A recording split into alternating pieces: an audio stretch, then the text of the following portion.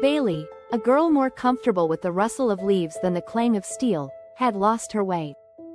As a cartographer's apprentice, she was usually meticulous, but today, the allure of a particularly vibrant patch of wildflowers had drawn her off the marked path and deep into the ancient whisperwood. Panic, a cold knot in her stomach, began to unravel as the sun dipped below the tree line, painting the forest floor in strokes of violet and shadow. Just as the first tendrils of despair began to wrap around her heart, she saw it. Not a path, nor a marker, but something far more unusual. In the heart of a clearing, bathed in the last embers of twilight, stood an ancient oak, its branches gnarled and reaching like skeletal fingers. But it wasn't the tree itself that captivated Bailey. It was what was embedded within its trunk, a sword. Not a rusted, forgotten weapon, but a blade that seemed to pulse with an inner light. The steel, polished to a mirror sheen, reflected the dying light with uncanny brilliance.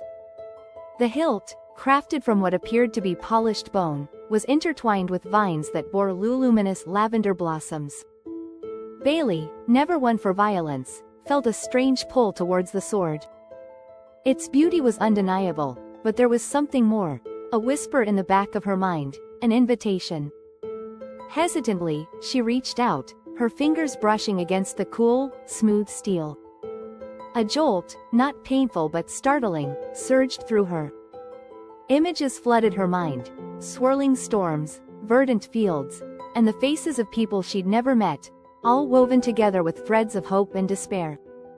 The whisper intensified, becoming a clear, melodic voice that resonated within her very being. Heed the call, Bailey. You are the one chosen. Terrified and exhilarated, Bailey wrapped her hand around the hilt. It fit perfectly, as if it had been crafted just for her. With a surge of strength she didn't know she possessed, she pulled. The sword slid free from the wood with surprising ease, leaving behind a perfectly clean wound that immediately began to weep sap, glistening like tears.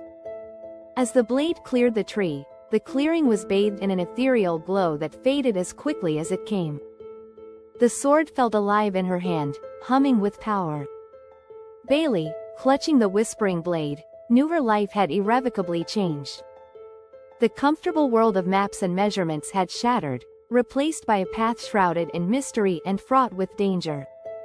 The sword, she suspected, was more than just a weapon. It was a key, a guide, a burden. And as she looked deeper into the shimmering steel, she saw not just her own reflection but the reflection of a world waiting to be saved. A world now entrusted to her. A girl who had simply gotten lost in the woods. Her journey had just begun. The whispering blade had chosen her, and she had no choice but to listen. With the sword humming a soft tune in her hand, Bailey turned and walked back into the shadows of the whisperwood. No longer just a cartographer's apprentice but something far more extraordinary. A wielder of magic, a champion of destiny, and the keeper of a whispering secret held within the heart of the wood.